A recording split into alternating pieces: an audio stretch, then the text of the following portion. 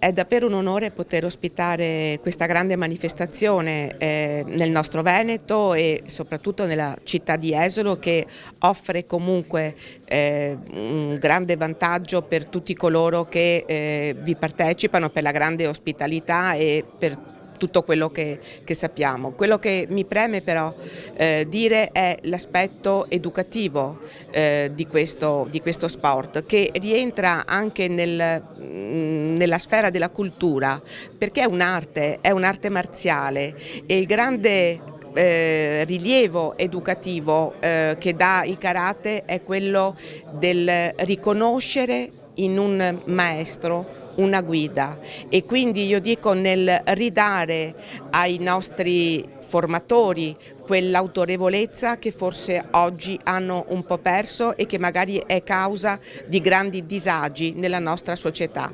Per questo io insisterò affinché questa disciplina possa essere ritenuta alla stregua delle materie di insegnamento nei nostri istituti scolastici. Noi della Federazione Mondiale di Karate siamo veramente entusiasti di questo campionato mondiale, abbiamo le più grandi aspettative, ci sono le migliori premesse, la regione, il paesaggio, insomma tutto promette per il meglio e siamo sicuri che faremo numeri da record per la partecipazione, coinvolgimento e qualità sportiva delle gare.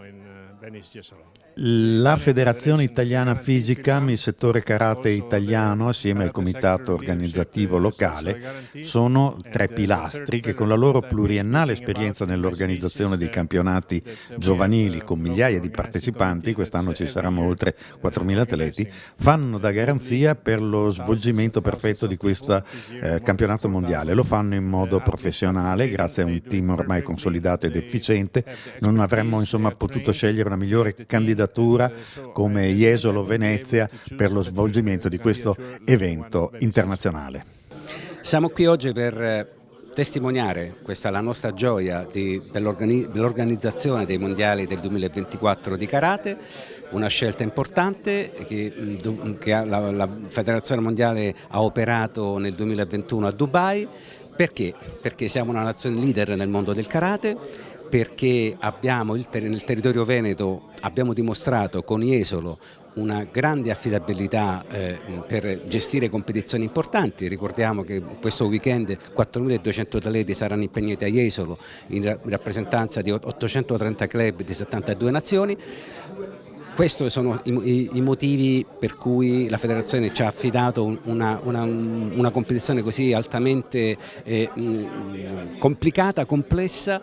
Noi ce la metteremo tutta, abbiamo come dicevo prima qui nel Veneto la Multisport, una struttura importante di tanti volontari, di gente molto preparata, e poi non per ultimo abbiamo la città di Jesolo che ci segue, una partner importante da tanti anni che collaboriamo insieme e ha sempre dato una risposta importante in termini di collaborazione, affidabilità, efficienza, e poi Jesolo è molto bella. Noi a Jesolo abbiamo creato un progetto da qualche anno, dal 2018 siamo partiti con la Youth League e abbiamo raggiunto in questa edizione 2023 il record mondiale di partecipanti per una competizione di karate con 4.150 atleti provenienti da 81 nazioni. Il prossimo anno abbiamo il campionato del mondo che prevede come minimo 130 nazioni che arriveranno a Jesolo per un campionato del mondo che sarà anche tappa di qualificazione per le Olimpiadi del Senegal 2026, le Olimpiadi giovanili. Ma il progetto continua perché la Regione Veneto e Jesolo possono offrire una grande ospitalità, un livello organizzativo insieme al comitato organizzatore di altissimo livello, e quindi il progetto continuerà, già confermato nel 24 con la Youth League dopo il Mondiale, nel 25 con la Youth League che prevediamo sempre numeri record, ma non ci fermeremo ancora, andremo avanti. Da oggi ci sono arrivati 5.000 fra tecnici e atleti a Jesolo, più un paio di migliaia di genitori e 150 arbitri, scusate. Ci aspettiamo che il mondo del karate faccia un'altra grande esperienza in terra italiana.